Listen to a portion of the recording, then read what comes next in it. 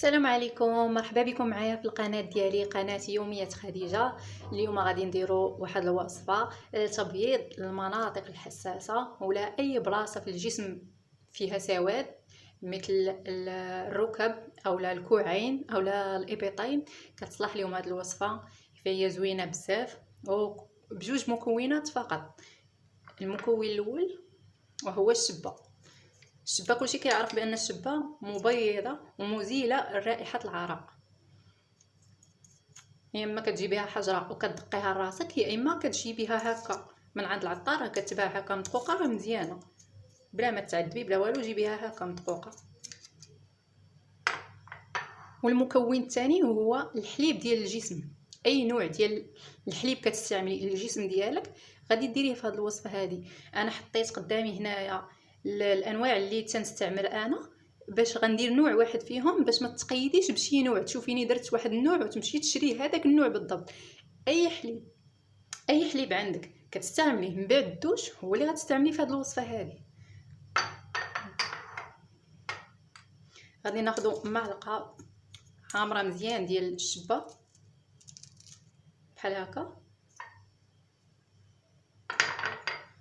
وغناخذ اي نوع ديال الحليب عندي، اي نوع، غير ما تخلطوش الحليب اللي عندكم. ما يكونش عندك شويه مثلا من هذا وتقولي نكمل بهذا.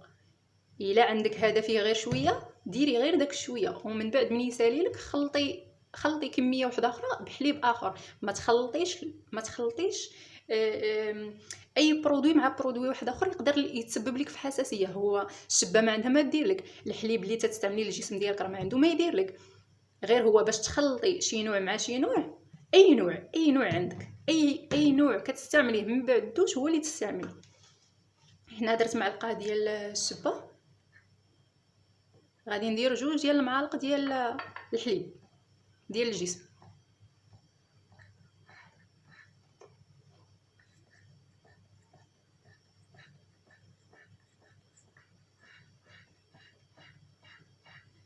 ونخلط ونشوف.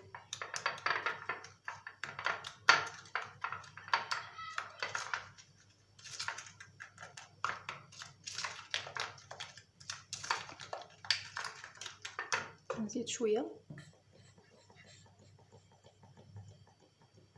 ماشي زدت شويه، زدت معلقه.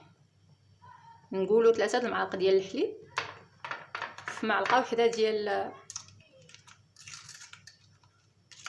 الشب. ونقدر ندير كميه اكثر من هذه ونحتفظ بها، راه ما تخسر ما حتى شي حاجه.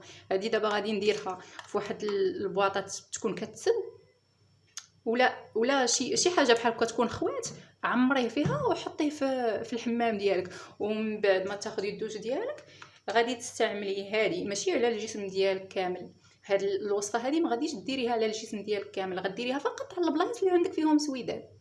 راه قلت لك كتصلح للركابي، الكوعين، الابطين، المنطقه الحساسه. ما تخافيش منها، ما عندها ما دير لك. فهي مبيضه وزوينه بزاف، والله العظيم غير جربوها البنات وردوا عليا الخبار، هي زوينه بزاف. كتاخدي غير شويه بحال هكا دهني غير البلايص اللي عندك فيهم سويدات، والجسم ديالك كتستعملي ليه، كتكمليه بالحليب عادي.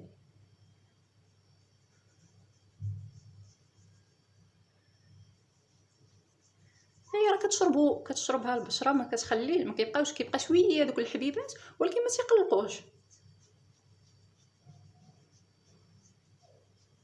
وغير استعملوها وردوا عليا الخبار. من بعد واحد الاسبوع ولا 2 ديال الاسابيع غادي يبان لكم فرق كبير. وفي عوض ما تبقاو تستعملوا مزيل العرق، هاد راها كتحيد حتى الرائحه ديال العرق. فعندك 2 في واحد، مبيضه ومزيله لرائحه العرق. والله حتى زوينه البنات، غير جربوها وردوا عليا الخبر. دابا هذه كما قلت غادي نحتفظ بها، ماشي في الثلاجه ولا شي حاجه، حيت راه ما فيهاش شي حاجه، ديرها غير في الحمام. ومن بعد كل دوش كنستعملها. ملي كتسالي كنعاود كميه واحده اخرى، ولا يمكن ليا ندير كميه كبيره ونحتفظ بها في شي بواطه كبيره، وملي كتسالي كنعاود واحده اخرى.